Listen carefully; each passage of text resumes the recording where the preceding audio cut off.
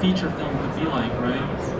Now you can do that and really visualization of it and pretty much do the same thing while saving all the money that you would have spent doing like a full-on production with actors and whole crew.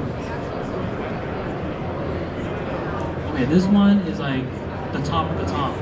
Maybe you guys have heard of this artist. His name is Sava Zivkovic. And this is a proof of concept he did called Beckoning.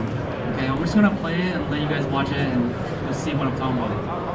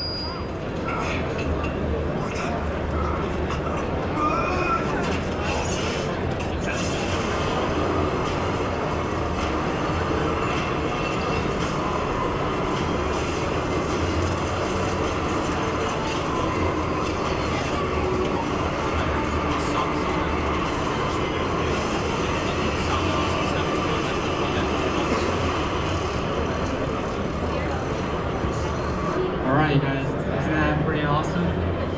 So obviously that's like the highest level that I've seen. And it does take more than one person to do that. He had a small team of 3D artists that helped him make that, and he used a combination of software like Unreal, and Maya, and some other different software. This is, you know, achievable once you kind of get your skills up and you have a talented team to work with you to create something like this as a proof of concept. Alright, this one is really cool because it's different, you know, it's not what we just saw. And read his guy named Johnny Light. He's a dance choreographer as well as a title artist. So here's his post. One thing I never thought I would find myself doing in my career would be learning the dance moves to Instinct's live buy to try and sell the idea of a dancing Deadpool to Ryan Reynolds and Sean Levy, who's the director. Opening title sequence. Here we are. Hold a very behind the scenes clip of me in the motion capture suit, learning the moves and the motion test footage that I pitched to the filmmakers to showcase how funny it would be to intercut the idea into the sequence. Director Sean Levy was later quoted in an interview with Collider saying, "This concept changed the entire DNA of the opening sequence. You never know where a great idea is going to come from." So here we go.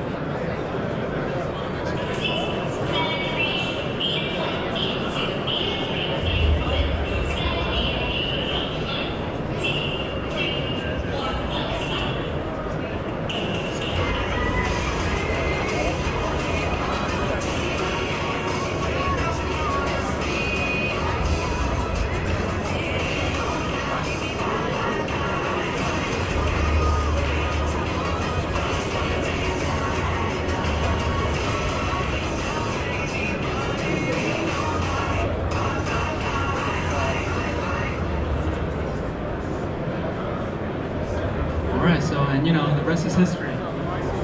But you saw how his wasn't like polished work or anything. The background was still a gray box, but so you don't need to go to that far end of what we just saw with beckoning to get your idea across and get clients or get other creative partners to buy into that vision. And he was doing that in his house. He just put on the suit, did the dance, brought it into Unreal, put it onto a Deadpool character that he probably got off of Mixamo, or not Mixamo, off of the Marketplace, Fab. So all these assets are actually available. You don't need to go and design your own Deadpool or 3D character. There's a marketplace where you can actually buy these 3D assets and create something to pitch your idea.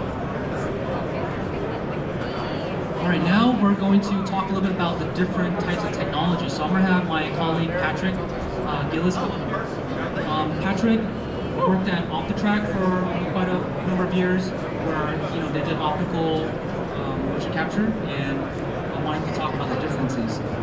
Patrick? Hello. Hi guys. So I do biz dev at Accents, as Byron said. I was at OptiTrack, so I have a good perspective on the two types of motion capture.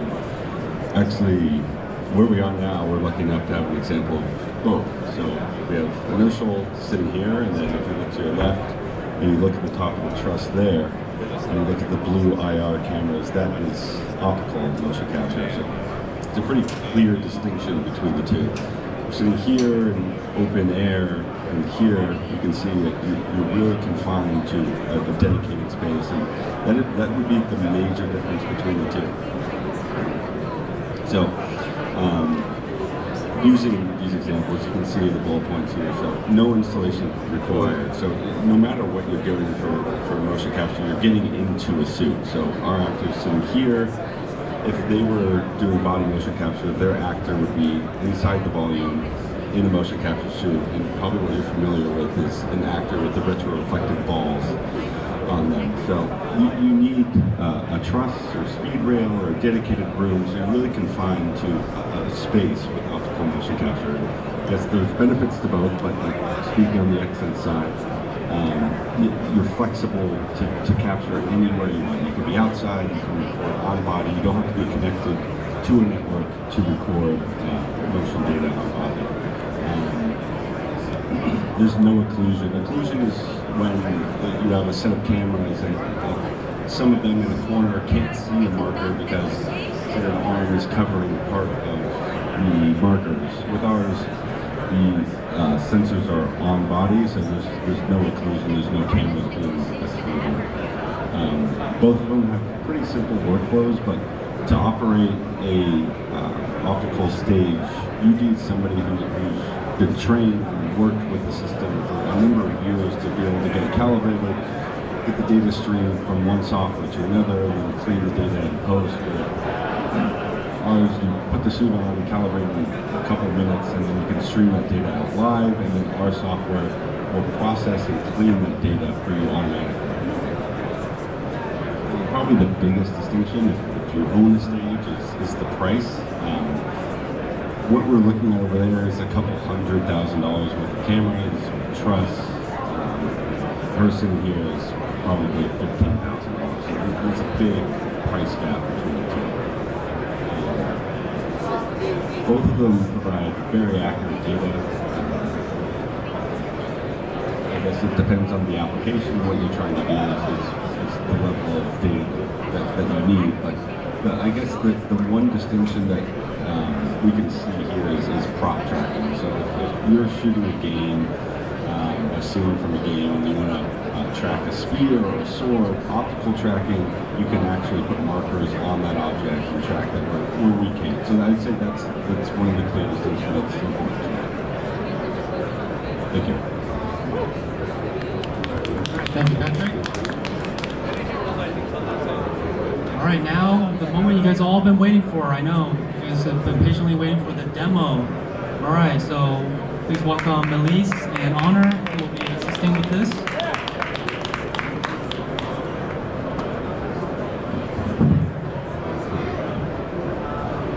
Check. Still hear me? Closer. Oh, look.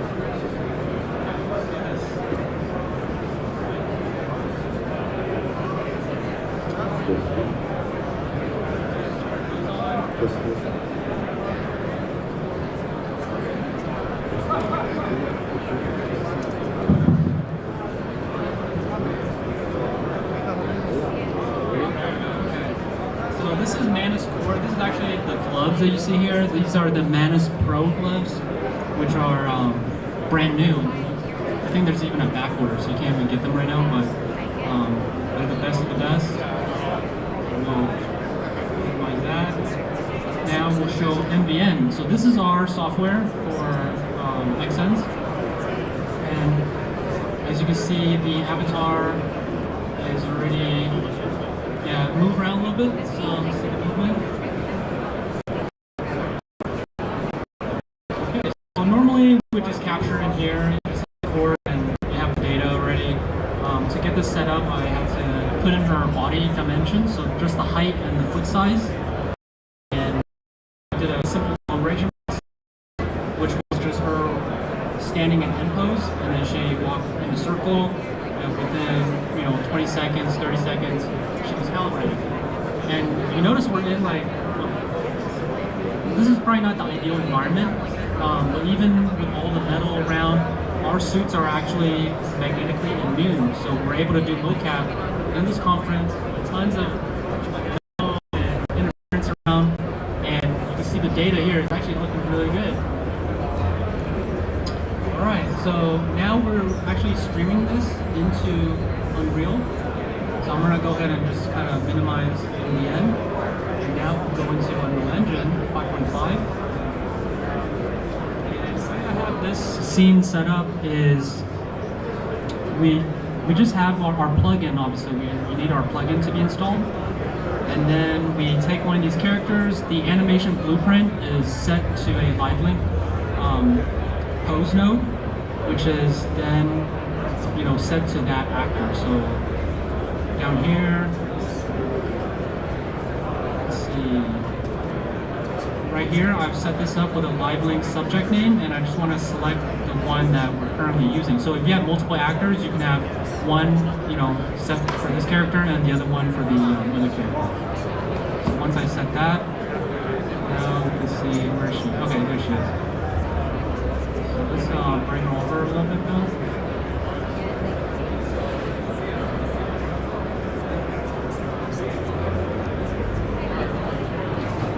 Can actually move her, or the actor can also get into place. I think it's easier for me to just move her into place.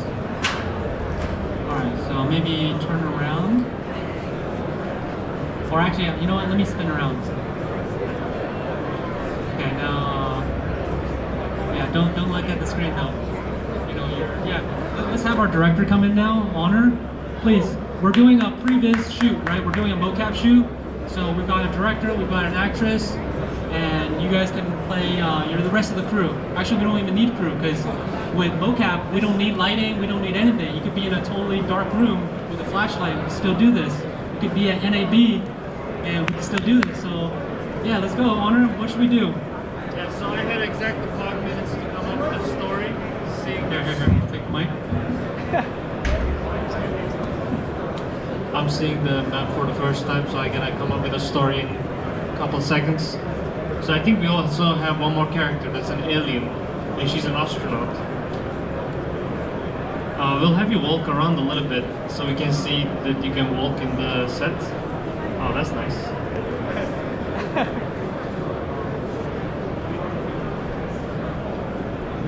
Let's have the gravity similar to Earth so you can walk around.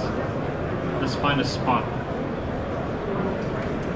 And the story is you're trying to hunt this alien. We're gonna have you hold a gun or something. Yeah, that works. Then we can later put the gun in her hands, right? Right? Yeah. Byron's like, yeah. Gotta check with the operator. Alright. The alien will be down there somewhere, so I think around, maybe to your left. Yeah, that's the way. The alien is gonna be walking down there. You're gonna walk up to the alien, line up the shot, wait for it to stop moving, and then boom. Let's get the mocap first, and then yeah, we can be there for. Let's record this.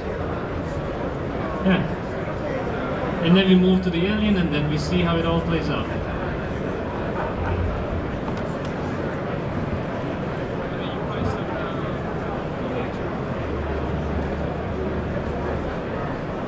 So I'm gonna just grab the blueprint actor.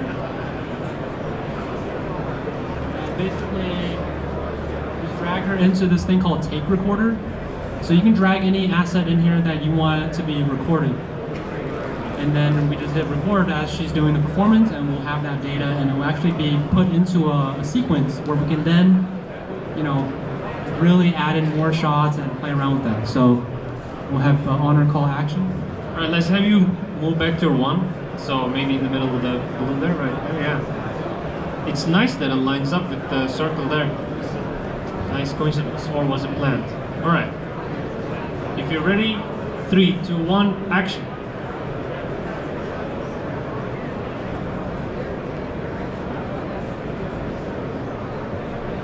Look down there, the alien is clueless. Line up the shot. Shoot. Ooh. All right. Ooh. Cut. Yeah. Let's swap actors now. Can we turn her into the alien? Let's move the alien down to the ground, the sand.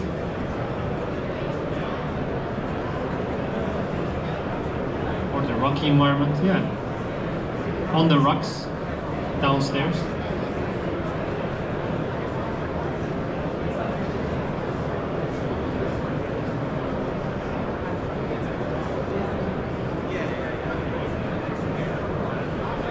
Yeah, where she was looking at, so maybe to the left of the stairs. About there. Yeah. I think she's looking this way.